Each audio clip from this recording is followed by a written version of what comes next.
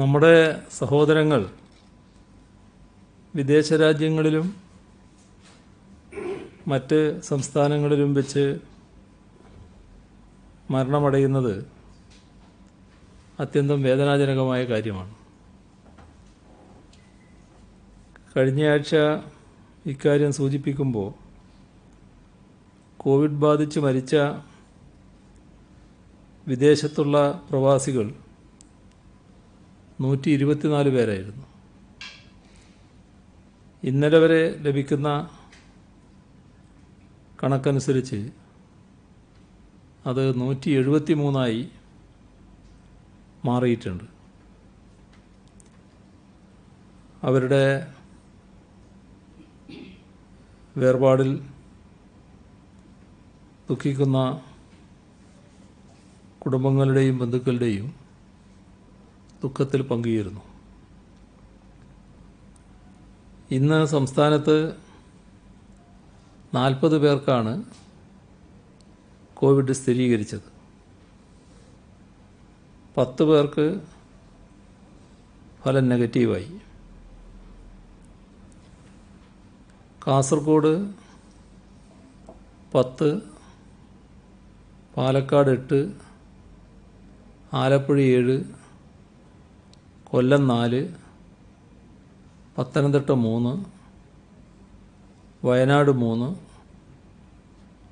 കോഴിക്കോട് 2, എറണാകുളം 2, കണ്ണൂർ 1. ഇങ്ങനെയാണ് പോസിറ്റീവായ സ്ഥിതി. പോസിറ്റീവായവരിൽ 16 പേര് മഹാരാഷ്ട്രയിൽ നിന്ന് വന്നവരാണ്. തമിഴ്നാട് 5 പേര്, തെലുങ്കാന 1, ഡൽഹി 3, ആന്ധ്ര, കർണാടക, ഉത്തർപ്രദേശ് ഓരോ ആൾ വീതം. വിദേശത്ത് നിന്ന് 9 പേര്, സമ്പർക്കത്തിലൂടെ 3 പേര്. ഇതാണ് പോസിറ്റീവായ കേസുകളുടെ കണക്ക്. നെഗറ്റീവായത് മലപ്പുറം 6, ആലപ്പുഴ 1, വയനാട് 1, കാസർഗോഡ് 2. ഇതുവരെ 1004 പേർക്കാണ് സംസ്ഥാനത്ത് രോഗം സ്ഥിരീകരിച്ചത്. അതിൽ 445 പേർ ഇപ്പോൾ ചികിത്സയിലാണ്.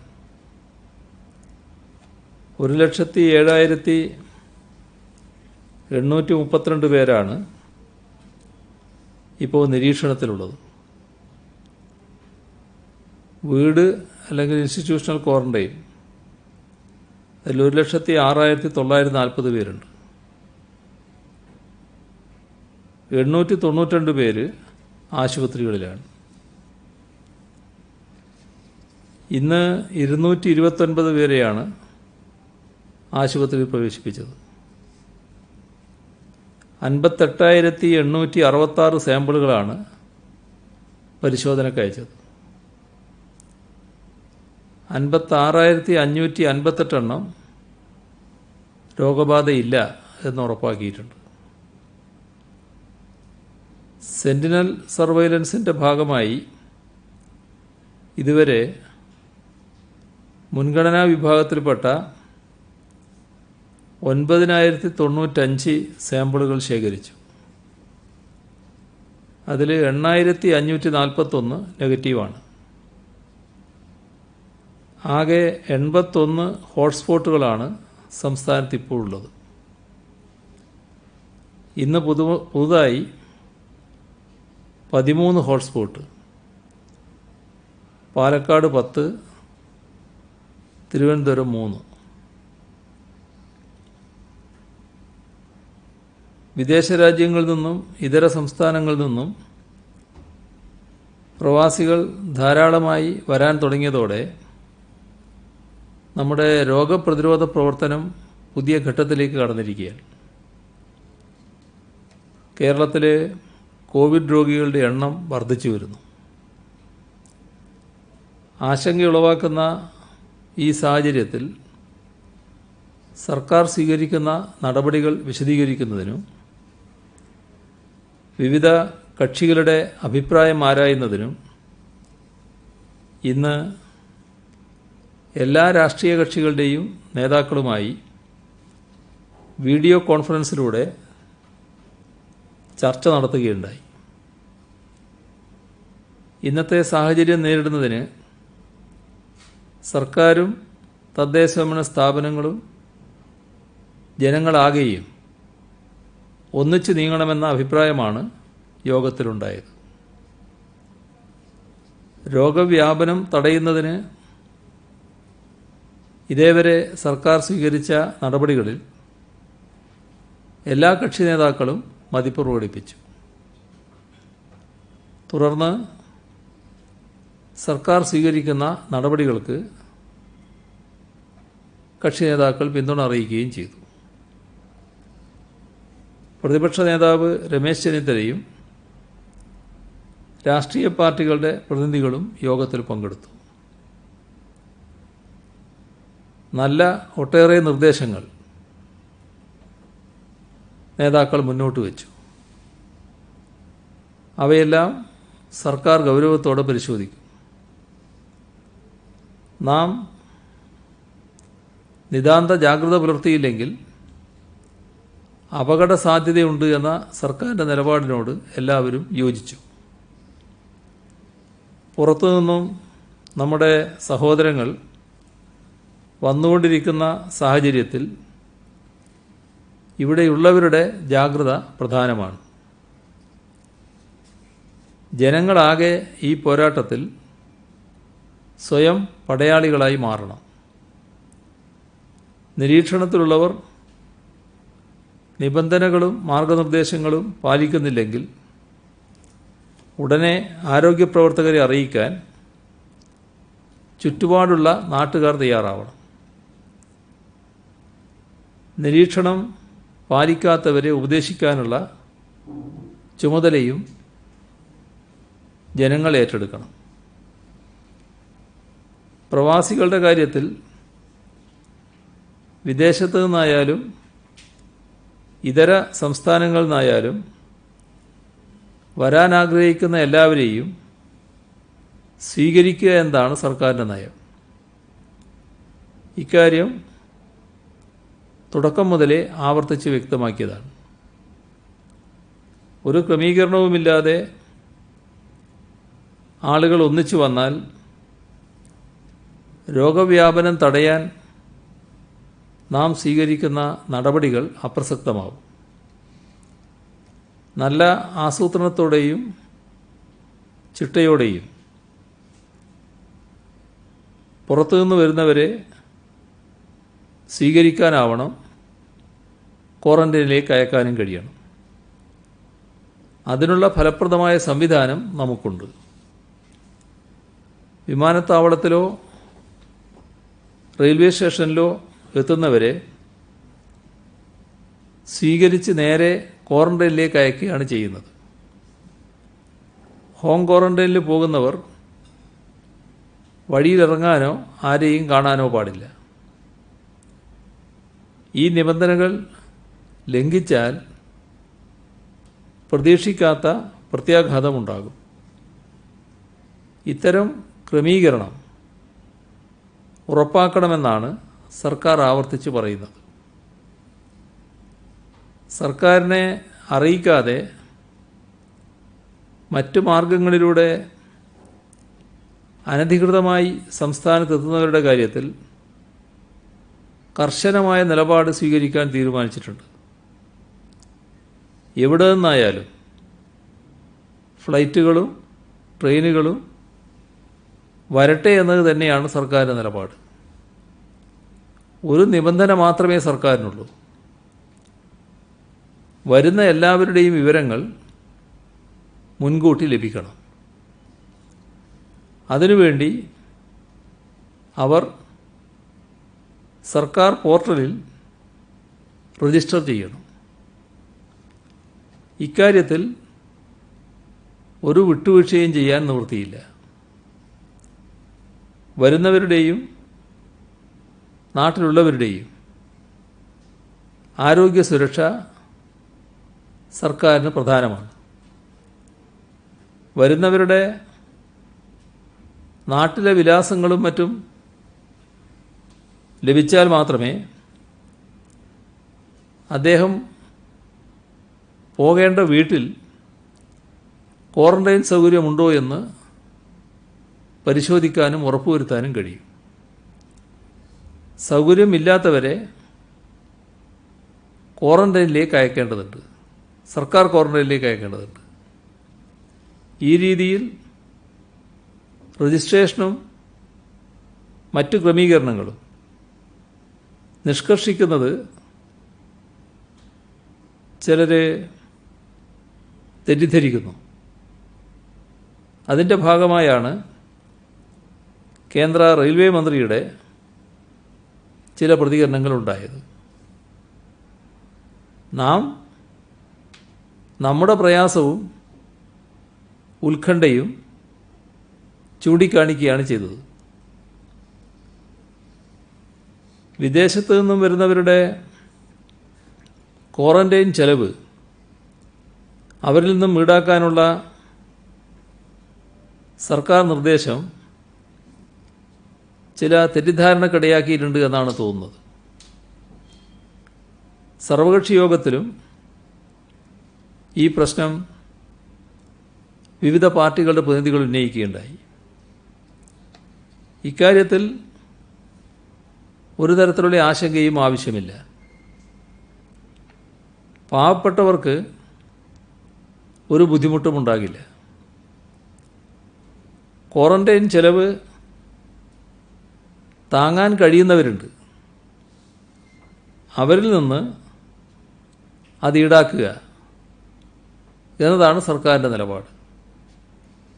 അത് സംബന്ധിച്ച വിശദാംശങ്ങൾ സർക്കാർ പിന്നീട് അറിയിക്കും. വിദേശത്തുള്ള ചില സംഘടനകൾ ഫ്ലൈറ്റ് ചാർട്ടർ ചെയ്ത് പ്രവാസികളെ കൊണ്ടുവരാൻ ശ്രമിക്കുന്നതായി പറയുന്നുണ്ട്. ഫ്ലൈറ്റ് ചാർട്ടർ ചെയ്യുന്നതിന് സംസ്ഥാനത്തിന് ഒരു വിരോധവുമില്ല. സംസ്ഥാനത്തിന് മുൻകൂട്ടി വിവരം ലഭിച്ചാൽ അതിനുള്ള ക്രമീകരണങ്ങൾ ഉണ്ടാക്കാമെന്ന് മാത്രം. സംസ്ഥാന സർക്കാരിൻ്റെ അനുമതിയില്ലാത്തതുകൊണ്ട് ചാർട്ടർ ചെയ്ത വിമാനം വരുന്നില്ല എന്ന പ്രചരണം തീർത്തും അടിസ്ഥാനമില്ലാത്തതാണ്. ലോക്ക്ഡൗണിൽ ഇളവുകൾ വന്ന സാഹചര്യത്തിൽ ആരാധനാലയങ്ങൾ തുറക്കണമെന്ന ആവശ്യം ഇന്നത്തെ സർവകക്ഷി യോഗത്തിലും ഉയരുകയുണ്ടായി. സ്ഥിതിഗതികൾ മെച്ചപ്പെട്ട ശേഷം അക്കാര്യം പരിഗണിക്കാമെന്നാണ് സംസ്ഥാനത്തിൻ്റെ നിലപാട്. രാജ്യവ്യാപകമായി ലോക്ക്ഡൗണിൻ്റെ ഭാഗമായി കേന്ദ്ര സർക്കാർ ഇപ്പോൾ സ്വീകരിച്ച നിലപാടും ഇതുതന്നെയാണ്. ആരാധനാലയമാകുമ്പോൾ വിശ്വാസികളുടെ എണ്ണം നിയന്ത്രിക്കൽ പ്രയാസമാകും. രോഗവ്യാപനം തടയാനുള്ള പ്രവർത്തനങ്ങൾക്ക് അതെല്ലാം തടസ്സമാകും. സ്രവ പരിശോധനയുടെ എണ്ണം കൂട്ടണമെന്ന നിർദ്ദേശം ഇന്നത്തെ സർവകക്ഷി യോഗത്തിൽ ഉയർന്നു. ഇക്കാര്യത്തിൽ സർക്കാർ നേരത്തെ തന്നെ തീരുമാനമെടുത്തിട്ടുണ്ട്. ആദ്യഘട്ടത്തിൽ ആവശ്യത്തിന് ടെസ്റ്റ് കിറ്റ് കിട്ടിയിരുന്നില്ല. ഇപ്പോൾ ആ പ്രശ്നമില്ല. അതുകൊണ്ട് തന്നെ നേരത്തെ തീരുമാനിച്ചിട്ടുണ്ട്, ഇനിയുള്ള ദിവസങ്ങളിൽ 3000 വീതം ടെസ്റ്റ് നടത്താൻ ആവശ്യമായ തയ്യാറെടുപ്പ് നടത്താൻ വേണ്ടി. ഇപ്പോൾ ഞായറാഴ്ച ദിവസം സംസ്ഥാനത്ത് സമ്പൂർണ്ണ ലോക്ക്ഡൗണാണ്. കാലവർഷം തുടങ്ങാനിരിക്കുകയാണ്. കോവിഡിന് പുറമെ നമ്മുടെ മുന്നിലുള്ള ഏറ്റവും പ്രധാനപ്പെട്ട പ്രശ്നം മഴക്കാല രോഗങ്ങൾ തടയുക എന്നതാണ്. അതിലേറ്റവും പ്രധാനം ശുചീകരണത്തിനാണ്. ഇപ്പോൾ വരുന്ന ഞായറാഴ്ച സംസ്ഥാനത്താകെ ശുചീകരണ ദിനമായി ആചരിക്കണമെന്ന അഭിപ്രായം സർവകക്ഷി യോഗത്തിൽ ഉയരുകയുണ്ടായി. അത് ഗൗരവമായൊരു നിർദ്ദേശമായതുകൊണ്ട് തന്നെ സർവകക്ഷി യോഗം ആ നിർദ്ദേശം അംഗീകരിച്ചിരിക്കുകയാണ്. മുഴുവൻ ആളുകളും വീടും പരിസരവും ആ ദിവസം ശുചീകരിക്കുന്നതിൽ വ്യാപൃതരാവണം. രോഗങ്ങൾ പടരാനുള്ള എല്ലാ സാഹചര്യങ്ങളും ഒഴിവാക്കുന്ന തരത്തിലാകും ഈ ശുചീകരണ പ്രവർത്തനം. ഇതിനെല്ലാവരുടെയും സഹകരണം ഉണ്ടാകണമെന്ന് സർവകക്ഷി യോഗ തീരുമാനത്തിൻ്റെ ഭാഗമായിട്ട് കൂടി ബഹുജനങ്ങളോട് അഭ്യർത്ഥിക്കുകയാണ്. പൊതുസ്ഥലങ്ങൾ ശുചീകരിക്കാനുള്ള പ്രവർത്തനം നമ്മുടെ തദ്ദേശഭരണ സ്ഥാപനങ്ങൾ ഏറ്റെടുക്കേണ്ടതുമാണ്. ജനങ്ങൾ ഒന്നിച്ചു നിന്നാൽ ഇപ്പോഴത്തെ പ്രതിസന്ധി മറികടക്കാൻ കഴിയുമെന്ന ആത്മവിശ്വാസം തന്നെയാണ് സർക്കാരിനുള്ളത്. എല്ലാ പാർട്ടികളുടെയും സഹകരണം ഇതിനുവേണ്ടി സർക്കാർ അഭ്യർത്ഥിച്ചു. രോഗവ്യാപനം തടയുന്നതിനുള്ള നിബന്ധനകൾ പാലിക്കുന്നതിനും ഇക്കാര്യത്തിൽ ജനങ്ങളെ ബോധവൽക്കരിക്കുന്നതിനും ഓരോ പാർട്ടിയും പ്രത്യേകം ശ്രമിക്കണമെന്ന അഭ്യർത്ഥനയാണ് സർക്കാർ മുന്നോട്ട് വച്ചത്. എല്ലാവരും അത് സ്വീകരിച്ചു. അതിൽ സർക്കാരിന് വലിയ സന്തോഷമുണ്ട്. എല്ലാ കക്ഷി നേതാക്കളോടും സർക്കാരിനു വേണ്ടി നന്ദി പ്രകടിപ്പിക്കുന്നു. പ്രതിപക്ഷ നേതാവ് രമേശ് ചെന്നിത്തലയെ കൂടാതെ M V. Govindan, Thampanoor Ravi, K. Prakash Babu, K P A. Majeed, P J. Joseph, C K. Nanu, T P. Peethambaram master, K. Surendran, Uzhamalakkal Venugopal, Kovoor Kunjumon, Anoop Jacob, P C. George, V. Surendran Pillai, A. Azeez എന്നിവരാണ് യോഗത്തിൽ സംസാരിച്ചത്. ലോക്ക്ഡൗൺ നിയന്ത്രണങ്ങൾ പാലിക്കാത്തവർക്ക് നേരെ പോലീസ് ശക്തമായ നടപടിയാണ് എടുക്കുന്നത്. മാസ്ക് ധരിക്കാത്ത 3261 സംഭവങ്ങൾ സംസ്ഥാനത്ത് റിപ്പോർട്ട് ചെയ്തിട്ടുണ്ട്. ക്വാറന്റൈൻ ലംഘിച്ച 38 പേർക്കെതിരെ ഇന്ന് കേസ് രജിസ്റ്റർ ചെയ്തു. ഈ മാസം 4 മുതൽ 25 വരെ സംസ്ഥാനത്ത് ഹോം ക്വാറന്റൈനിൽ കഴിഞ്ഞത് 78,894 പേരാണ്. നമ്മുടെ നാട്ടിലെ സാഹചര്യം മെച്ചപ്പെട്ട ഹോം ക്വാറന്റൈൻ സാധ്യമാകുന്നതാണ്. ഇത്രയും പേര് ഹോം ക്വാറന്റൈനിൽ കഴിഞ്ഞപ്പോൾ 468 പേരാണ് ക്വാറന്റൈൻ നിർദ്ദേശങ്ങൾ ലംഘിച്ചതായി ഈ ദിവസങ്ങളിൽ കണ്ടെത്തിയത്. ഇവയിൽ 453 കേസ് രജിസ്റ്റർ ചെയ്തു. ഉദ്യോഗസ്ഥരുടെ ചെക്കിങ്ങിനിടെയാണ് 145 കേസുകൾ കണ്ടെത്തിയത്. 48 കേസുകൾ അയൽവാസികൾ നൽകിയ വിവരത്തിൻ്റെ അടിസ്ഥാനത്തിലാണ്. മൊബൈൽ ആപ്ലിക്കേഷൻ പോലുള്ള സാങ്കേതിക വിദ്യയുടെ സഹായത്താൽ 260 ക്വാറന്റൈൻ ലംഘനങ്ങൾ കണ്ടെത്തി. ഇത് വ്യക്തമാക്കുന്നത് ഹോം ക്വാറന്റൈൻ ഫലപ്രദമായി സംസ്ഥാനത്ത് നടപ്പാകുന്നു എന്നതാണ്.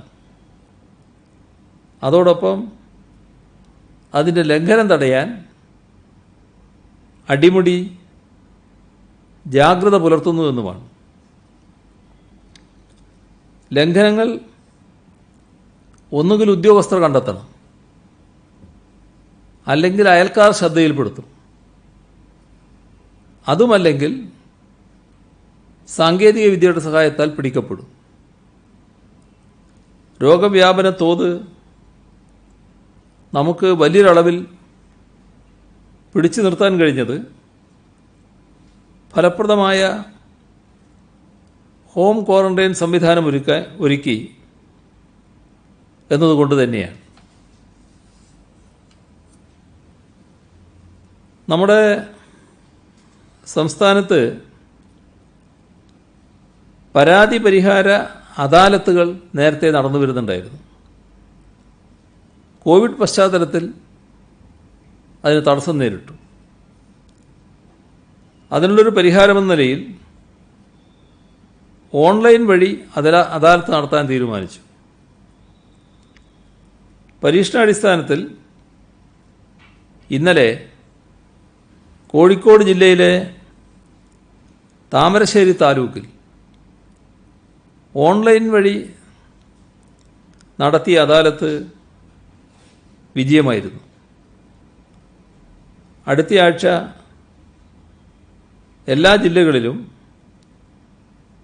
ഓരോ താലൂക്കിൽ ഈ രീതിയിൽ അദാലത്ത് നടത്താനാണ് ഉദ്ദേശിക്കുന്നത്.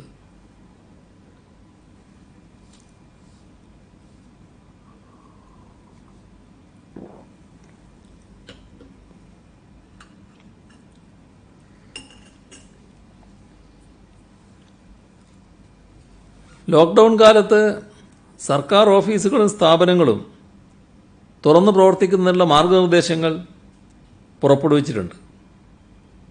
ഹോട്ട്സ്പോട്ടുകളിൽ, കണ്ടെയ്ൻമെൻറ് സോണുകളിൽ പ്രത്യേക ക്രമീകരണമായിരിക്കും. കോവിഡ് നിർവ്യാപന പ്രതിരോധ പ്രവർത്തനങ്ങളുമായി ബന്ധപ്പെട്ട എല്ലാ ഓഫീസുകളും സ്ഥാപനങ്ങളും പൂർണ്ണമായി തുറക്കും. ഹോട്ട്സ്പോട്ട് ഒഴികെയുള്ള പ്രദേശങ്ങളിലെ മറ്റ് സർക്കാർ ഓഫീസുകളിൽ 50% ഉദ്യോഗസ്ഥർ ഹാജരാകണം. വേറെ ജില്ലകളിൽ അകപ്പെട്ടുപോയ ജീവനക്കാർക്ക് ജോലിസ്ഥലത്തേക്ക് മടങ്ങാനുള്ള ബസ് സൗകര്യം കലക്ടർമാർ ഒരുക്കും. മടങ്ങാൻ കഴിയാത്തവർ അതത് കലക്ടർമാർ മുൻപാകെ റിപ്പോർട്ട് ചെയ്യണം. ആ ജില്ലയിൽ തന്നെ തുടരുകയും വേണം. അവരെ കോവിഡ് നിർവ്യാപന പ്രവർത്തനങ്ങളിൽ ഉപയോഗിക്കാനാവും. ബന്ധപ്പെട്ട തദ്ദേശഭരണ സ്ഥാപനങ്ങൾക്ക് അവരുടെ സേവനം ലഭ്യമാക്കുകയും ചെയ്യാം. ഇതിനുള്ള ക്രമീകരണം കലക്ട്രേറ്റുകളാണ് ഉണ്ടാക്കേണ്ടത്. വിശദമായ ഉത്തരവ് ഇതുമായി ബന്ധപ്പെട്ട് പുറത്തിറങ്ങിയിട്ടുണ്ട്. ഒരാൾക്ക് കോവിഡ് രോഗബാധയുണ്ടായാൽ പിന്നാലെ കുടുംബത്തിലെ നിരവധി പേർക്ക് അസുഖമുണ്ടാകുന്നത് റിപ്പോർട്ട് ചെയ്യപ്പെടുന്നുണ്ട്. ചില സംഭവങ്ങളിൽ കുടുംബാംഗത്തിനുണ്ടാകുന്ന രോഗബാധ അറിയാത്തതുകൊണ്ടാണ് മറ്റുള്ളവർക്ക് പകരുന്നത്. അതേസമയം രോഗസാധ്യതയുള്ള ആളുകൾ വേണ്ട മുൻകരുതൽ എടുക്കാത്തത് കൂടിയാണ് ഇതിനിടയാക്കുന്നത്. രോഗവ്യാപനമുള്ള സ്ഥലങ്ങളിൽ നിന്ന് എത്തുന്നവർ ക്വാറന്റൈൻ നിബന്ധനകൾ പാലിച്ചേ തീരൂ. ഇപ്പോൾ കുടുംബവ്യാപനം എന്നതിനെ വിളിക്കേണ്ടതില്ല. ഹോം ക്വാറന്റൈൻ നിർബന്ധമായും റൂം ക്വാറന്റൈനായിട്ട് മാറണം. കുടുംബാംഗങ്ങൾ ഈ പ്രത്യേക സമയത്ത് അടുത്തിടപഴകാതിരിക്കുക. ആവശ്യമായ സഹായങ്ങൾക്ക് ആരോഗ്യ പ്രവർത്തകരെ സമീപിക്കുക. ഇങ്ങനെ ചെയ്താൽ വലിയ മാറ്റമുണ്ടാക്കാൻ നമുക്ക് കഴിയും. വ്യാജപ്രചരണങ്ങൾ പല ഘട്ടങ്ങളിൽ നടക്കുന്നുണ്ട്. ഇതുവഴി ആശയക്കുഴപ്പം സൃഷ്ടിക്കാൻ ചിലർ മെനക്കെട്ടിറങ്ങിയിട്ടുണ്ട്. ആലപ്പുഴയിൽ മുംബൈയിൽ നിന്നെത്തിയ യുവാവ് കോവിഡ് കെയർ സെൻ്ററിലായിരുന്നു. ഇദ്ദേഹം നിരവധി ഇടങ്ങളിൽ സഞ്ചരിച്ചു എന്ന രീതിയിൽ ഫോട്ടോ അടക്കം സമൂഹ മാധ്യമങ്ങളിൽ വ്യാജപ്രചരണം നടത്തി. വീട്ടിലേക്ക് ഭീഷണി ഫോൺ കോളുകൾ എത്തുന്നു. കടയിൽ നിന്ന് സാധനങ്ങൾ നൽകുന്നില്ല. സമീപവാസികൾ ഒറ്റപ്പെടുത്തുന്നു. ഇങ്ങനെ ഒട്ടേറെ പരാതിയാണ് അതുമായി ബന്ധപ്പെട്ട് ഉയർന്നത്. ഇത്തരത്തിൽ തെറ്റായ കാര്യങ്ങൾ പ്രചരിപ്പിക്കുന്നവർക്കെതിരെ നടപടികൾ അനിവാര്യമാണ്. ആ നടപടികൾ തുടരുന്നുമുണ്ട്. നമ്മുടെ സന്നദ്ധ പ്രവർത്തകരെ പോലീസ് വോളണ്ടിയർമാരായി നിയോഗിക്കുന്ന പദ്ധതി നാളെ നടപ്പിൽ വരും. ക്വാറന്റൈൻ ലംഘനം കണ്ടെത്തുന്നതിനുള്ള മോട്ടോർ സൈക്കിൾ ബ്രിഗേഡ്, ജനമൈത്രി പോലീസിനോടൊപ്പം കണ്ടെയ്ൻമെൻറ്റ് മേഖലയിലെ ക്ഷേമപ്രവർത്തനങ്ങൾ, ഇവയ്ക്ക് പോലീസ് വളണ്ടിയർമാരെ നിയോഗിക്കും. പോലീസിൻ്റെ കാര്യക്ഷമത വർദ്ധിപ്പിക്കാനും അധിക ജോലിഭാരം മൂലം ഇപ്പോഴുള്ള ബുദ്ധിമുട്ട് കുറക്കാനും ഈ നടപടികളിലൂടെ കഴിയും. ആരോഗ്യ പ്രവർത്തകർക്ക് രോഗബാധ ഉണ്ടാകാതിരിക്കാൻ വ്യത്യസ്ത നടപടികൾ സ്വീകരിക്കുന്നുണ്ട്. ഫീൽഡ് ജോലിക്ക് പോകുന്ന പോലീസ് ഉദ്യോഗസ്ഥർ PPE കിറ്റ് ധരിക്കുന്നുവെന്ന നിർദ്ദേശം ഉറപ്പാക്കണം. PPE കിറ്റ് ലഭ്യമാക്കുന്നതിന് സ്പോൺസർമാരുടെ സേവനവും തേടണം. മദ്യവിൽപ്പനശാലകൾ തുറക്കുന്ന പശ്ചാത്തലത്തിൽ അവയ്ക്ക് മുന്നിൽ പ്രത്യേക പോലീസ് സംവിധാനം ഒരുക്കും. മദ്യവിൽപ്പനശാലകൾ തുറക്കുന്നതുമായി ബന്ധപ്പെട്ട് യാതൊരു തരത്തിലുള്ള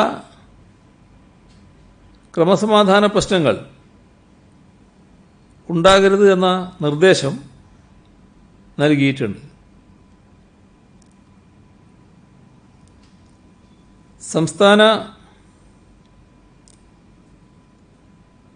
സംസ്ഥാനത്ത് നിയന്ത്രിതമായ തോതിൽ വസ്ത്രവ്യാപാരശാല പ്രവർത്തിക്കുന്നുണ്ട്. അവിടങ്ങളിൽ റെഡിമെയ്ഡ് വസ്ത്രങ്ങൾ വാങ്ങാൻ ചെല്ലുന്നവർ ട്രയൽ റൺ നടത്താൻ പാടില്ല. ഒരാൾ ശരീരത്തിലിട്ട് നോക്കിയ വസ്ത്രം മറ്റൊരാൾ പരീക്ഷിച്ച് നോക്കുന്നത് വൈറസ് പടരാനിടയാക്കും. ഇക്കാര്യത്തിൽ വസ്ത്രവ്യാപാര സ്ഥാപനങ്ങൾ ശ്രദ്ധിക്കണം. ഒരേ സമയം അനുവദിക്കപ്പെട്ടതിൽ കൂടുതൽ ആളുകൾ വസ്ത്രം വാങ്ങാൻ എത്തുന്നതും ഒഴിവാക്കണം. മെയ് 31 സർക്കാർ സർവീസിലെ അനേകം ആളുകളുടെ റിട്ടയർമെൻറ്റ് ദിവസമാണ്. സാധാരണ സർവീസിൽ നിന്ന് വിരമിക്കുമ്പോൾ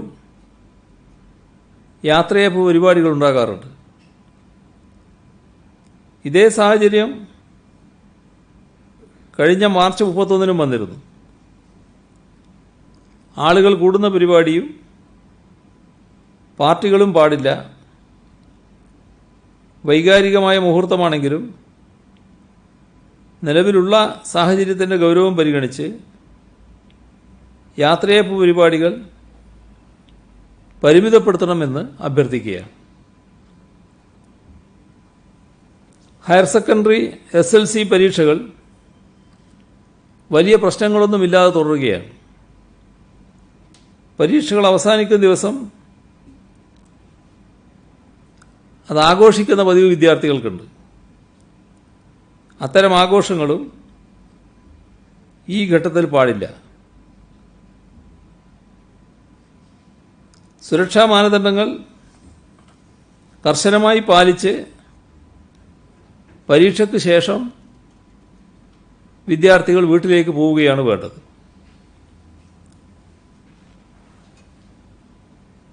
ഇന്ന് മന്ത്രിസഭാ യോഗം സുപ്രധാനമായ ഒട്ടേറെ തീരുമാനങ്ങൾ എടുക്കുകയുണ്ടായി.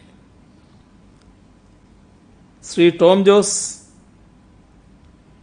സംസ്ഥാന ചീഫ് സെക്രട്ടറി സർവീസിൽ നിന്നും വിരമിക്കുകയാണ്. അങ്ങനെ വിരമിക്കുന്ന ഒഴിവിൽ സംസ്ഥാനത്തിൻ്റെ പുതിയ ചീഫ് സെക്രട്ടറിയായി നിലവിൽ ആഭ്യന്തര വകുപ്പിൻ്റെ അഡീഷണൽ ചീഫ് സെക്രട്ടറിയായി ചുമതല നിർവഹിക്കുന്ന വിശ്വാസ് മേത്തയെ നിയമിക്കാൻ തീരുമാനിച്ചു. ശ്രീ ടോം ജോസ് സ്തുത്യർഹമായ സേവനത്തിന് ശേഷമാണ് വിരമിക്കുന്നത്. അദ്ദേഹത്തിന്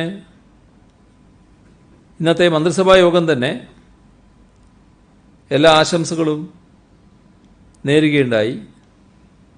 ഒരിക്കൽ കൂടി എല്ലാ ആശംസകളും നേരുന്നു. ആർ ശ്രീലേഖയെ fire and rescue service DGP ആയി നിയമിക്കും. ശങ്കർ റെഡ്ഡിയെ DGP തസ്തികയിൽ റോഡ് സേഫ്റ്റി കമ്മീഷണറായി നിയമിക്കും. MR അജിത് കുമാറിനെ ട്രാൻസ്പോർട്ട് കമ്മീഷണറായി നിയമിക്കും. TK ജോസായിരിക്കും ആഭ്യന്തരവും വിജിലൻസും വകുപ്പിൻ്റെ അഡീഷണൽ ചീഫ് സെക്രട്ടറി. മറ്റൊട്ടേറെ മാറ്റങ്ങളുണ്ട്. ആ വിശദാംശങ്ങൾ പത്രക്കുറിപ്പായി നൽകുന്നുണ്ട്. കേരള പുനർനിർമ്മാണ പദ്ധതിയിൽ ഉൾപ്പെടുത്തി ആലപ്പുഴ ചങ്ങനാശ്ശേരി എലിവേറ്റഡ് ഹൈവേയുടെ വിശദമായ പദ്ധതിക്ക് അനുമതി നൽകാൻ തീരുമാനിച്ചു. 624.48 കോടിയാണ് ഇതിന് കണക്കാക്കിയിട്ടുള്ള ചെലവ്. റീബിൽഡ് കേരള ഇനീഷ്യേറ്റീവിന് കീഴിൽ ഏറ്റെടുത്തിട്ടുള്ള പൊതുമരാമത്ത് റോഡുകളുടെ പട്ടികയിൽ എറണാകുളം ജില്ലയിലെ ആരക്കുന്നം, ആമ്പല്ലൂർ, പൂത്തോട്ടം, പിറവം, പത്തനംതിട്ട ജില്ലയിലെ വയ്യാറ്റുപുഴ, പൊതിപ്പാട് റോഡ്, ഈ 2 റോഡുകൾ ഉൾപ്പെടുത്താൻ തീരുമാനിച്ചു. കേരള പുനർനിർമ്മാണ പദ്ധതി മുഖേന കാസർഗോഡ് റവന്യൂ ഡിവിഷണൽ ഓഫീസ് കെട്ടിടം നിർമ്മിക്കുന്നതിന് 4 കോടി രൂപ അനുവദിച്ചു.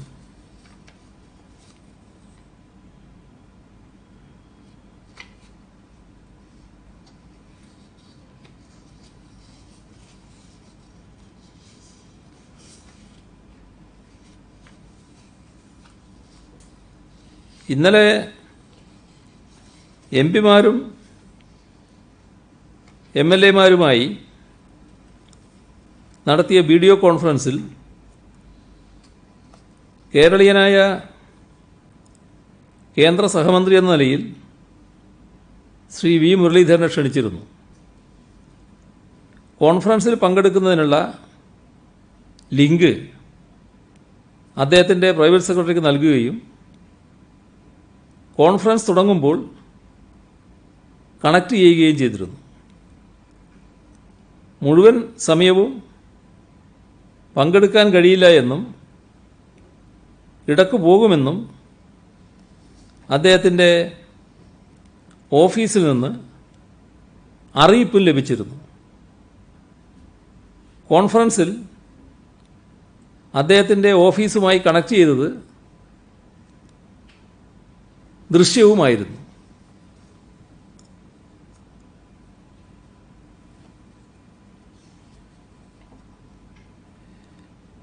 ഇവിടെ ചില ആക്ഷേപങ്ങൾ ഉന്നയിച്ചത് ശ്രദ്ധയിൽപ്പെടുകയുണ്ടായി. പെയ്ഡ് ക്വാറന്റൈൻ്റെ കാര്യത്തിൽ കേന്ദ്ര നിർദ്ദേശമുണ്ടെന്ന് പറഞ്ഞ് പ്രവാസികളെ കബളിപ്പിക്കുന്നു എന്ന ആരോപണം ശ്രീ മുരളീധരൻ ഉന്നയിച്ചതായിട്ടാണ് കാണുന്നത്. 28/4/2020 വാർത്താ സമ്മേളനത്തിൽ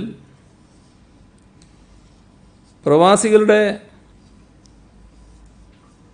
മടങ്ങിവരവുമായി ബന്ധപ്പെട്ട് ചില കാര്യങ്ങൾ ഇവിടെ പറഞ്ഞിരുന്നു. മടങ്ങിവരുന്നവരിൽ രോഗലക്ഷണമില്ലാത്തവരെ വീടുകളിൽ ക്വാറന്റൈൻ ചെയ്യണം എന്നാണ് ഉദ്ദേശിക്കുന്നത് എന്നാണ് അന്ന് പറഞ്ഞിരുന്നത്. എന്നാൽ 4/5/2020 നിങ്ങളെ കാണുമ്പോൾ മറ്റൊരു തരത്തിൽ കാര്യങ്ങൾ മാറി. പ്രത്യേക വിമാനങ്ങളിൽ തിരിച്ചെത്തിക്കുന്നവരെ കൃത്യമായ പരിശോധന ഇല്ലാതെ നാട്ടിലെത്തിക്കുന്നു എന്ന പ്രശ്നം ഉയർന്നു വന്നു. പരിശോധന വേണമെന്ന കാര്യം പ്രധാനമന്ത്രിയോട് ആവശ്യപ്പെടുകയും ചെയ്തു. നേരത്തെ ഉണ്ടായിരുന്ന തീരുമാനത്തിൽ നിന്ന് സംസ്ഥാനത്തിന് മാറ്റം വരുത്തേണ്ടി വന്നു. അന്ന് ഞാൻ പറഞ്ഞത് ഇങ്ങനെയായിരുന്നു: നിലവിൽ പ്രഖ്യാപിച്ച രീതിയിൽ വിമാനങ്ങൾ വന്നാൽ നേരത്തെ പറഞ്ഞതുപോലെ ആരെയും നേരെ വീടുകളിലേക്ക് അയക്കാൻ കഴിയില്ല. ചുരുങ്ങിയത് 7 ദിവസം ക്വാറന്റൈൻ വേണ്ടി വരും. അന്ന് പലരും ആക്ഷേപിച്ച് കേട്ടത് പരിശോധനയില്ലാതെയാണ് ആളുകൾ എത്തുന്നത് എന്നത് ആര് നൽകിയ വിവരമാണ് എന്നൊക്കെയാണ്. വിമാനം വന്നതിൻ്റെ പിറ്റേ ദിവസം വിമാനത്തിലെത്തിയ ആൾക്ക് തന്നെ കോവിഡ് സ്ഥിരീകരിക്കുന്ന സാഹചര്യമുണ്ടായി. വന്നവരെ കുറ്റപ്പെടുത്താനാവില്ല. ഉത്തരവാദപ്പെട്ട സ്ഥാനത്തിരുന്ന് തെറ്റായ കാര്യങ്ങൾ പറയുന്നവർ ഇപ്പോഴും അത് തുടരുന്നു എന്നേയുള്ളൂ. കേന്ദ്രം അയച്ച സർക്കുലറുകളും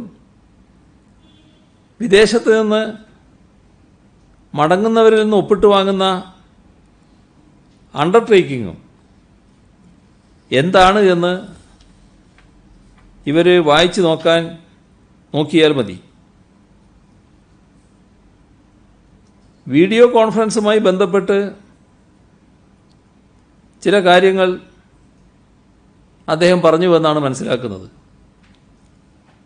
കേരളത്തിലെ ഹോം ക്വാറന്റൈൻ പരാജയമായിരുന്നോ വിജയമായിരുന്നോ എന്ന് ഇവിടെയുള്ളവർക്കെല്ലാം അറിയാം. അക്കാര്യത്തിൽ നല്ല ബോധ്യവുമുണ്ട്. നാം വിദേശത്ത് നിർത്തിയവർക്ക്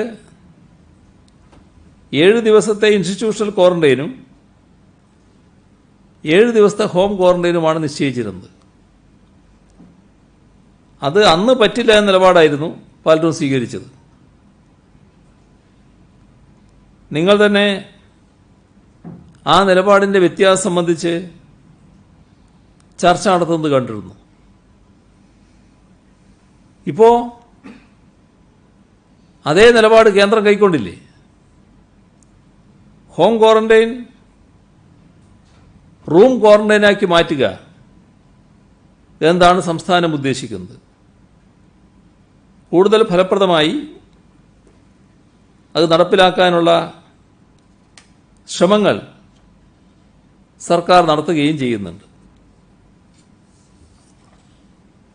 ഇത്രയും വിവരങ്ങളാണ് ഇന്ന് നിങ്ങളുമായി പങ്കുവെക്കാനുള്ളത്.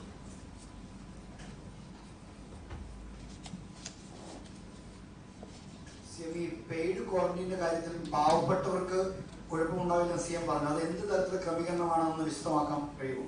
അതതിൻ്റെ ഓർഡർ വരുമ്പോൾ കൃത്യതയുണ്ടാവും. അതിനകത്ത് ആ ഓർഡർ ഇറങ്ങുമ്പോൾ വ്യക്തതയുണ്ടാവും. ഇത് കേന്ദ്രം പറഞ്ഞിട്ടല്ലേ നമ്മൾ ഇത്തരം ഒരു സമീപനം സ്വീകരിച്ചത്? അതോ നമ്മൾ കാരണം കേന്ദ്രത്തിന്റെ ഒരു ഓർഡർ ഉണ്ടായിരുന്നല്ലോ, അത്തരത്തിൽ സത്യവാങ്മൂലം നൽകി വേണം വിമാനത്തിൽ കയറാൻ. പിന്നീട് ഇപ്പോൾ ഇവിടെ വന്ന ശേഷം അങ്ങനെ ഒരു തീരുമാനം അതിനനുസരിച്ചാണോ നമ്മൾ അങ്ങനെ തീരുമാനിച്ചത്? അല്ല, ഇതിപ്പോൾ നമ്മുടെ സംസ്ഥാനത്തിൻ്റെ ആലോചനയുടെ ഭാഗമായിട്ട് തന്നെ എടുക്കുന്നൊരു നിലപാടാണ്.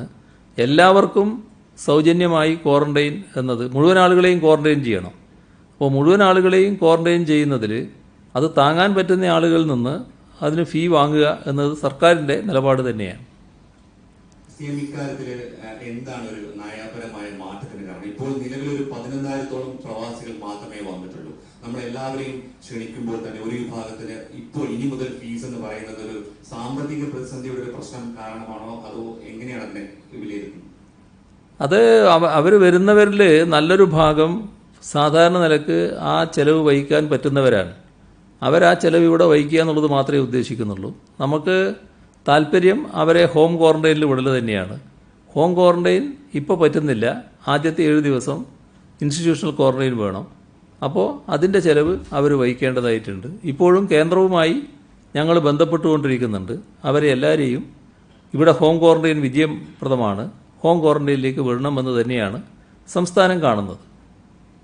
ഈ ക്വാറന്റൈൻ സംബന്ധിച്ച് ആദ്യം നമ്മൾ ഒരു കരുതലിന്റെ ഭാഗമായിട്ട് എല്ലാവരെയും സൗജന്യ ക്വാറന്റൈൻ സിഎം തന്നെ പ്രഖ്യാപിച്ചിരുന്നു. ഇന്നലെ ഈ പണം ഈടാക്കുമെന്ന് പറഞ്ഞ സിഎം അല്ല അത് നിങ്ങൾ ഒരു തിരിച്ചടി ഉണ്ടായെന്ന് തോന്നുന്നുണ്ടോ? അല്ല, അത് നിങ്ങൾ തെറ്റിദ്ധരിക്കുകയാണ്. ഞാൻ നേരത്തെ മുതൽ പറഞ്ഞത് എന്താണ്? ഇവിടെ ചികിത്സിക്കുന്നവരെ ആ ചികിത്സ സൗജന്യമാണെന്നാണ്. ഇവിടെ നാം നിശ്ചയിച്ചത് ഹോം ക്വാറന്റൈനാണ്. ഹോം ക്വാറന്റൈന് വേറെ എന്താ ചിലവ്? അവരെ ചിലവ് തന്നെയല്ലേ. ആ ഹോം ക്വാറന്റൈനിൽ താമസിക്കാൻ പറ്റാത്തവർക്ക് ഇൻസ്റ്റിറ്റ്യൂഷണൽ ക്വാറന്റൈൻ വേണ്ടി വരും. അത് വളരെ ചുരുക്കം എണ്ണം മാത്രമേ വരൂ. ആ കേസല്ല ഇപ്പോൾ വരുന്നത്. ഇപ്പോൾ വരുന്നവരെ മുഴുവൻ ക്വാറന്റൈൻ ചെയ്യണമെന്നാണ്. നമ്മളന്ന് പറഞ്ഞത് ഹോം ക്വാറന്റൈൻ ഒരു ഭാഗത്ത് നടക്കും, അതേസമയം ചികിത്സ ആവശ്യമായി വരുന്ന ചികിത്സക്കും ചിലവുണ്ട്.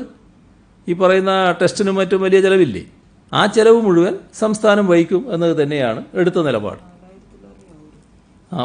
ഒരു ടെസ്റ്റിന് 4,000-ലധികം രൂപ വരും. അങ്ങനെ ഒരു ടെസ്റ്റല്ല, വിവിധ ടെസ്റ്റുകൾ നടത്തേണ്ടതായിട്ട് വരും. അപ്പോൾ അതൊക്കെ സംസ്ഥാനം തന്നെ വഹിക്കുക എന്നുള്ളത് തന്നെയാണ് കണ്ടിട്ടുള്ളത്. പാലിയേറ്റീവ് കെയർ പേഷ്യന്റുള്ള വീട്ടില് ഇതര സംസ്ഥാനത്തു നിന്നല്ല വിദേശത്ത് നിന്ന് വരുന്നവരെയും അവിടെ ഹോം ക്വാറന്റൈൻ പറ്റില്ല, ഇപ്പൊ നമ്മുടെ നയമനുസരിച്ച് റൂം ക്വാറന്റൈൻ പറ്റില്ല, അവരെ ഇൻസ്റ്റിറ്റ്യൂഷണൽ ക്വാറന്റൈനിലേക്ക് മാറ്റണമെന്ന് ഇന്നലെ ആരോഗ്യ വകുപ്പ് പ്രിൻസിപ്പൽ സെക്രട്ടറി ഉത്തരവിറക്കിയിട്ടുണ്ട്. അപ്പോൾ അങ്ങനെ മാറ്റപ്പെടുന്നവരും ഈ ക്വാറന്റൈൻ പെയ്ഡ് ക്വാറന്റൈൻ ആണോ സ്വീകരിക്കേണ്ടി വരുന്നത്? എന്താണ് അതിന് പ്രത്യേകിച്ച് എന്തെങ്കിലും മാർഗനിർദ്ദേശമുണ്ടോ? എല്ലാവർക്കും ഇത് ബാധകമാണ്. അവരുടെ സാമ്പത്തിക സ്ഥിതി ഇതിനനുവദിക്കുന്നില്ലെങ്കിൽ അതുമായി ബന്ധപ്പെട്ട കാര്യത്തിൽ ഇളവുണ്ടാവും. മറ്റെല്ലാവരും കൊടുക്കേണ്ടതായിട്ട് വരും. അതിൻ്റെ ഓർഡർ വരുമ്പോൾ അത് വ്യക്തമാവും. നേരത്തെ പറഞ്ഞ 2.5 ലക്ഷത്തോളം കിടക്കുകൾ നമ്മൾ ക്വാറന്റൈൻ ഒരുക്കിയിട്ടുണ്ടെന്നാണ്. ഇപ്പോൾ അത്തരം അന്നത്തെ ആ ഒരു നിലപാട് അല്ലെങ്കിൽ അത്രയും പറഞ്ഞ ശരിയല്ലാതെയുള്ള പ്രശ്നങ്ങൾ വരുന്നുണ്ട്. ഇപ്പോൾ എത്ര ക്വാറന്റൈൻ സൗകര്യമുണ്ട്? ഈ 2 ലക്ഷം കിടക്കുകൾ ഇപ്പോഴും ഉണ്ടോ? എന്താണ് അതിന്റെ ഒരു കണക്ക് പറയാൻ പറ്റുമോ? ക്വാറന്റൈൻ ആവശ്യമായിട്ടുള്ള സൗകര്യങ്ങൾ നമ്മൾ ഒരുക്കിയിട്ടുണ്ട്. ആ ക്വാറന്റൈനിൻ്റെ ഭാഗം എന്നത് അവരെ താമസിപ്പിക്കുക എന്നുള്ളത് മാത്രമല്ല, രോഗികൾക്കുള്ള ബെഡുകൾ കൂടിയാണ്, രോഗികൾക്കുള്ള സൗകര്യങ്ങൾ കൂടിയാണ് വേണ്ടത്. അപ്പോൾ ആശുപത്രികളായി മാറുന്ന കേന്ദ്രങ്ങളടക്കം വരും. അങ്ങനെയുള്ള എല്ലാ ഭാഗങ്ങളും സർക്കാർ ഒരുക്കി കഴിഞ്ഞിട്ടുണ്ട്. മറ്റ് സംസ്ഥാനങ്ങളിൽ നിന്ന് വരുന്നവർക്കും ഈ സാമ്പത്തികമായി വലിയ ബുദ്ധിമുട്ടില്ലാത്ത ആൾക്കാരുണ്ട്. ഇപ്പോൾ പ്രവാസികൾക്ക് സാമ്പത്തികമായി ബുദ്ധിമുട്ടില്ലാത്തവരിൽ നിന്ന് പണം ഈടാക്കാൻ തീരുമാനിച്ചിട്ടുണ്ട്. മറ്റ് സംസ്ഥാനങ്ങളിൽ നിന്ന് വരുന്ന ഇത്തരത്തിൽ സാമ്പത്തികമായി ബുദ്ധിമുട്ടുള്ള ആൾക്കാരിൽ നിന്നും ഈ ക്വാറന്റൈനിൽ പൈസ ഈടാക്കുന്നതിനെ കുറിച്ച് ആലോചിക്കുന്നു. അവരവരുടെ വീട്ടിലല്ലേ ക്വാറന്റൈൻ, അവരിൽ നിന്നാണ് പൈസ ഈടാക്കുന്നത്. അവരവരുടെ വീട്ടിൽ ക്വാറന്റൈൻ നടക്കുകയല്ലേ. വീട്ടിൽ കഴിയാത്തവരെ പ്രശ്നത്തിൽ മാത്രമല്ലേ മറ്റു പ്രശ്നങ്ങൾ വരുന്നുള്ളൂ. അത് വളരെ ചുരുക്കം എണ്ണം മാത്രമേ വരൂ.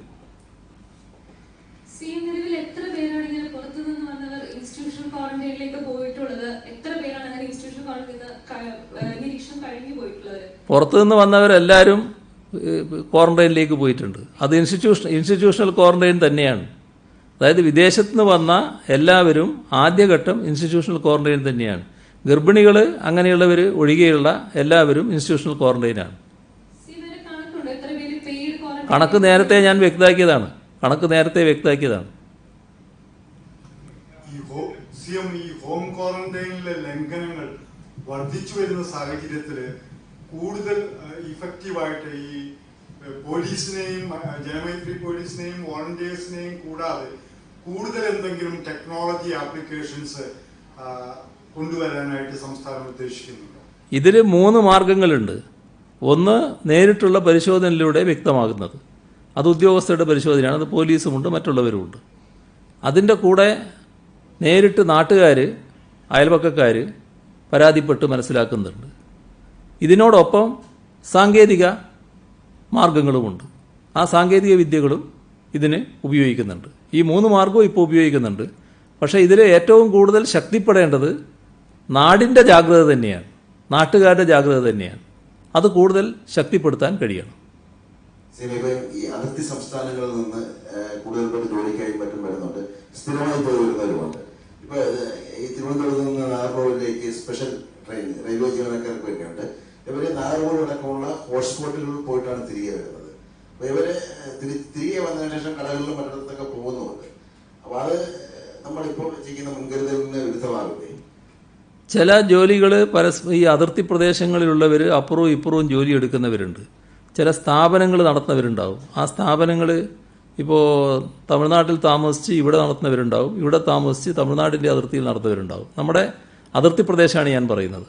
അങ്ങനെയുള്ള ആളുകൾക്ക് പോകുന്നതിനുള്ള വരുന്നതിനുള്ള പ്രത്യേക പാസ് അനുവദിക്കുന്നുണ്ട്.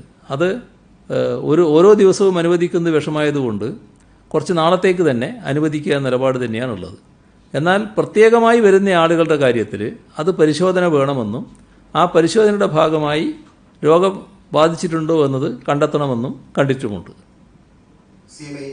വി മുരളീധരൻ യോഗത്തിൽ പങ്കെടുത്ത കാര്യത്തിൽ മുഖ്യമന്ത്രി കള്ളം പറയുകയാണെന്നും മുരളീധരൻ യോഗത്തിൽ പങ്കെടുക്കണമെന്ന താല്പര്യം സംസ്ഥാന സർക്കാരിന് ഇല്ലായിരുന്നുവെന്നും താല്പര്യം ഉണ്ടായിരുന്നെങ്കിൽ മുഖ്യമന്ത്രി ഫോണിലെങ്കിലും വിളിച്ച കാര്യം സൂചിപ്പിക്കുമായിരുന്നു എന്നാണ് ബിജെപിയുടെ സംസ്ഥാന അധ്യക്ഷൻ വിമർശനം ഉന്നയിച്ചിരിക്കുന്നത്. അതിനല്ലേ ഞാൻ നേരത്തെ പറഞ്ഞത്. ഞാൻ നേരത്തെ പറഞ്ഞത് എന്താ, നിങ്ങളെന്താ കേട്ടത്? ഞാൻ പറഞ്ഞത് എന്താണ്? അദ്ദേഹത്തിൻ്റെ സ്റ്റാഫിനെ നേരിട്ട് ബന്ധപ്പെട്ടിരുന്നു ഓഫീസിൽ നിന്ന്. അപ്പോൾ അദ്ദേഹം പങ്കെടുക്കാൻ സമ്മതം പ്രകടിപ്പിച്ചു. സമ്മതം പ്രകടിപ്പിക്കുക മാത്രമല്ല, അതിൻ്റെ ഭാഗമായുള്ള ലിങ്ക് അങ്ങോട്ട് കൊടുത്തു. ഈ വീഡിയോ കോൺഫറൻസ് ആരംഭിക്കുമ്പോൾ ആരൊക്കെ അതിൽ സംബന്ധിക്കുന്നു എന്നുള്ളത് വ്യക്തമാകുന്നത് ഈ ലിങ്ക് പ്രത്യക്ഷത്തിൽ ദൃശ്യമാണ്. ആ ദൃശ്യം പരിശോധിച്ചാൽ നിങ്ങൾക്ക് ആർക്കും കാണാൻ കഴിയും. അതിനകത്ത് വി മുരളീധരൻ്റെ കേന്ദ്രവുമുണ്ട്. അപ്പോൾ അവർ സമ്മതിച്ചതാണ്. സമ്മതിക്കുമ്പോൾ തന്നെ അദ്ദേഹത്തിൻ്റെ ആളുകൾ പറഞ്ഞിരുന്നു, ഓഫീസിൽ പറഞ്ഞിരുന്നു, കുറച്ച് സമയം പങ്കെടുക്കാൻ പറ്റൂ, വേറൊരു പരിപാടിയുണ്ട് എന്നുള്ളത്. അപ്പോൾ ആദ്യഘട്ടത്തിൽ അദ്ദേഹം ഉണ്ട് എന്നാണ് ധരിച്ചത്. അതാണ് സംഭവിച്ചത്.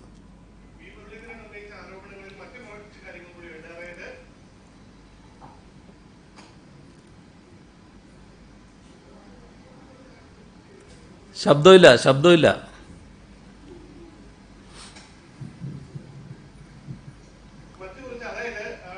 ഐസിഎംആറിന്റെ നിർദ്ദേശങ്ങൾ സംസ്ഥാനം പാലിക്കുന്നില്ല. പരിശോധനയിൽ 26ാം സ്ഥാനത്താണ് സംസ്ഥാനം.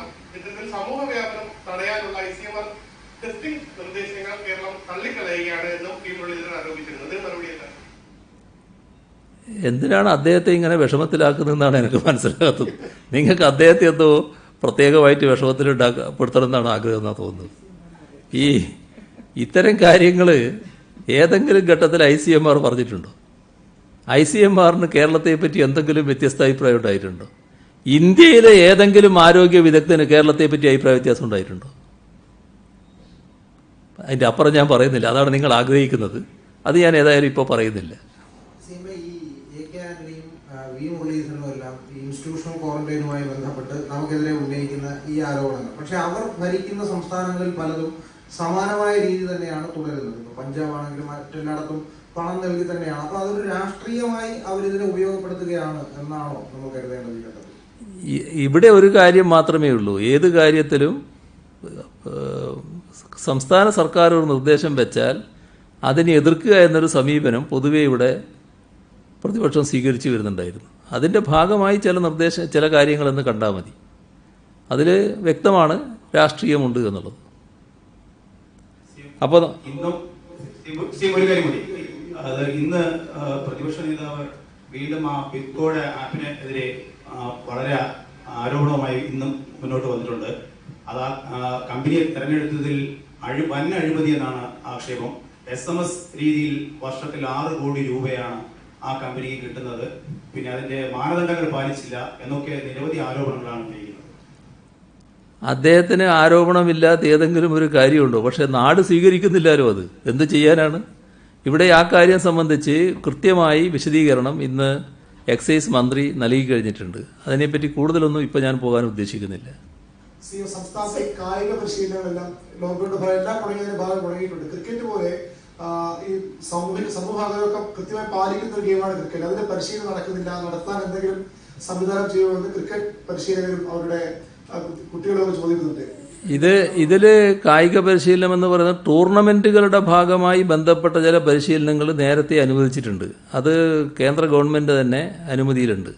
അതിനകത്ത് ഈ ഭാഗവും കൂടി പെടുമെങ്കിൽ നമുക്ക് അനുവദിക്കുന്നതിന് ഒരു തടസ്സവും ഉണ്ടാവില്ല. അത് മറ്റ് കാര്യങ്ങൾ പരിശോധിച്ച് നോക്കാം. രണ്ട് കാര്യങ്ങൾ. ഒന്ന്, പഞ്ചായത്തുകളുടെ കെട്ടിട വാടക സംബന്ധിച്ച് താങ്കൾ നേരത്തെ പറഞ്ഞിരുന്നത് 2 മാസത്തേക്ക് ഈ കെട്ടിട വാടക നൽകേണ്ടതില്ല എന്നാണ്. എന്നാൽ ഇപ്പോൾ പഞ്ചായത്തുകൾ പലയിടത്തും ഇത് പിരിക്കാനുള്ള നടപടികൾ ആരംഭിച്ചിട്ടുണ്ട്. മറ്റൊന്ന്, പലയിടത്തും ഇപ്പൊ ചിത്രാഞ്ജലിയിൽ ഉൾപ്പെടെ സീരിയൽ ഷൂട്ടിംഗ് പുരോഗമിച്ചുകൊണ്ടിരിക്കുകയാണ്. ടെക്നീഷ്യൻസ് ഉൾപ്പെടെ മാസ്കുകൾ ധരിക്കുന്നില്ല എന്ന മറ്റുമുള്ള പരാതികളും ഉയർന്നു കേൾക്കുന്നുണ്ട്. ഇത് രണ്ടിലും ഒന്ന് വിശദമാക്കാമോ? പഞ്ചായത്തുകളുടെ കാര്യത്തിൽ ആ കെട്ടിടങ്ങൾ ഇപ്പോൾ വാടക ഈടാക്കാതിരിക്കുക എന്നുള്ളത് തന്നെയാണ് നേരത്തെ എടുത്ത നിലപാട്. ആ നിലപാടിൽ തന്നെയാണ് പഞ്ചായത്ത് വകുപ്പ് നിൽക്കുന്നത്. അതിൽ മാറ്റമൊന്നും വന്നിട്ടില്ല. അതെ, അതിൽ വേറെ ആശങ്കയുണ്ടാകേണ്ടതില്ല. നിലപാട് അത് തന്നെയാണ്. ആ നിലപാടിൽ തന്നെയാണ് തദ്ദേശ സ്വയംഭരണ വകുപ്പ് നിൽക്കുന്നത്. പിന്നെ സാധാരണ നിലക്ക് ഈ പരിപാടി നടത്തുമ്പോൾ ഈ പരിപാടി നിങ്ങൾ അനുവദിച്ചാൽ ഈ പരിപാടി മാസ്ക് ഇട്ടുകൊണ്ട് നടത്താൻ പറ്റില്ലല്ലോ. ഒരു പരിപാടിയിൽ പങ്കെടുക്കുന്ന ഒരു കഥാപാത്രം ആണെന്ന് വിചാരിക്കുക. ഒരു 10 ആളെയാണ് അനുവദിച്ചാൽ 20 ആളെയാണ് അനുവദിച്ചെങ്കിൽ അവർ മുഴുവൻ മാസ്ക് ഇട്ട് നിൽക്കാൻ പറ്റുമോ? അതിൻ്റെ ടെക്നീഷ്യന്മാർ ചിലപ്പോൾ മാസ്ക് ഇട്ട് നിൽക്കുമായിരിക്കും. അല്ലാതെ മറ്റവർ മാസ്ക് ഇട്ടാലും പിന്നെ കഥാപാത്രമാകും. അപ്പോൾ അങ്ങനെ ചിന്തിക്കേണ്ടതില്ല. ബാക്കി നമുക്ക് പിന്നെ പറയാം. ഇപ്പോൾ അവസാനിപ്പിക്കാം.